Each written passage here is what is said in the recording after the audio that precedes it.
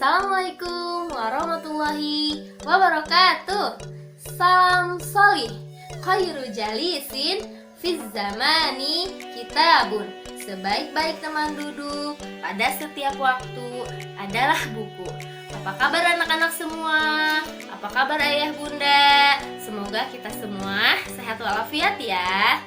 Halo anak-anak, berjumpa lagi dengan Bu Dina di pelajaran Bahasa Indonesia. Nah, anak-anak semua, hari ini kita akan belajar tentang materi benda-benda di lingkungan sekitar kita. Ada banyak benda-benda di lingkungan sekitar kita. Ada manusia, ada hewan, dan tumbuhan. Ada juga motor, mobil, rumah, tempat tidur, dan lain sebagainya.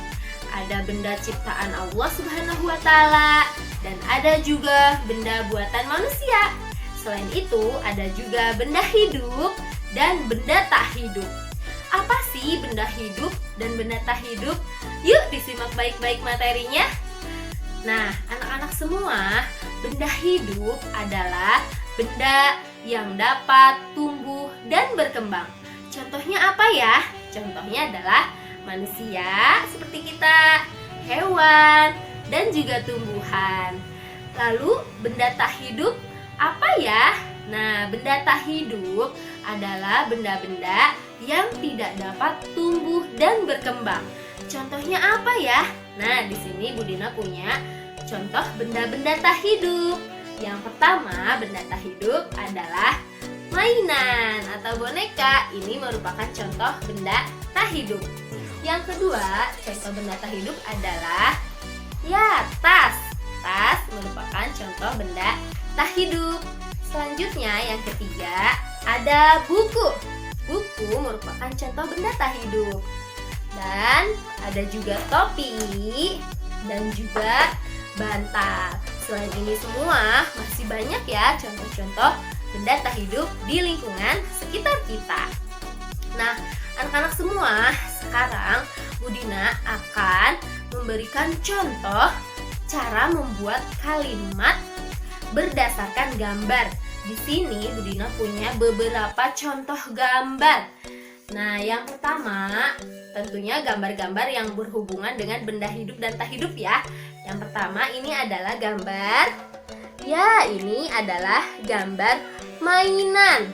Mainan contoh benda apa ya? Ya betul, mainan adalah contoh benda tak hidup. Bu Dina akan membuat kalimat dari kata mainan.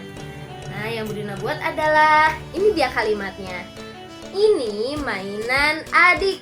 Di situ ada kata mainan di dalam kalimatnya. Oke, selanjutnya Bu Dina punya gambar. Ya, ini adalah gambar sepeda. Sepeda termasuk kelompok benda.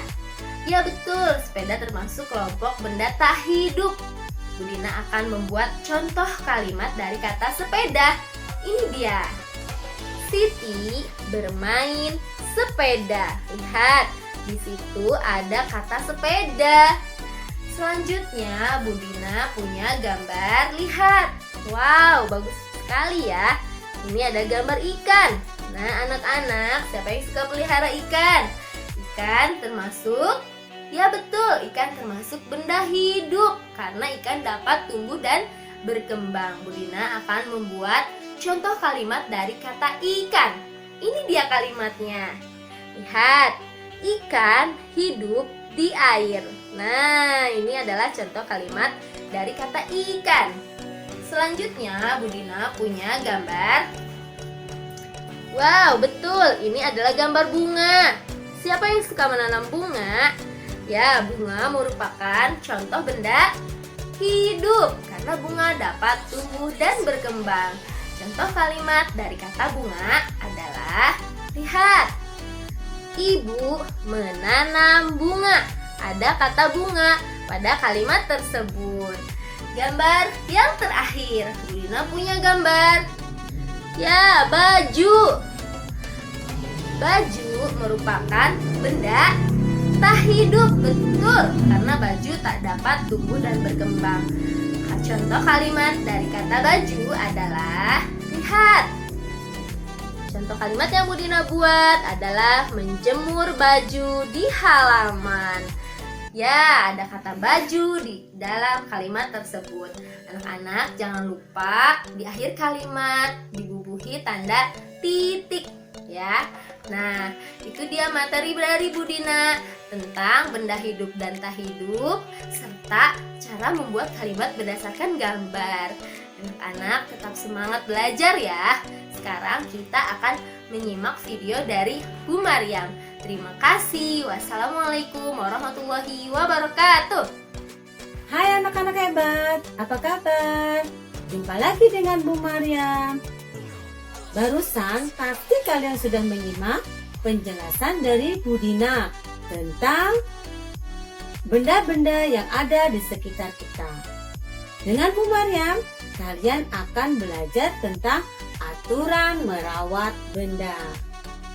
Benda-benda yang ada di sekitar kita harus kita jaga dan harus kita rawat agar benda-benda itu dapat kita manfaatkan dengan sebaik-baiknya. Secara umum, cara merawat benda, aturan merawat benda adalah 1.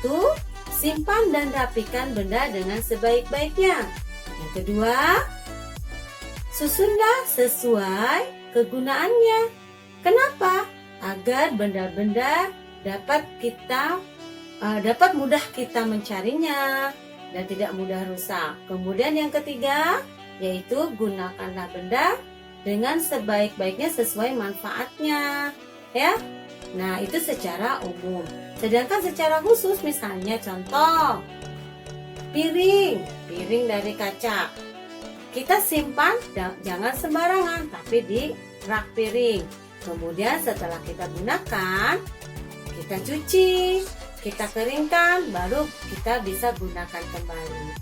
Nah, hari ini ada tugas dari Budina dan Bu Maryam. Nanti kalian kerjakan LK-nya ya, dengan sebaik-baiknya.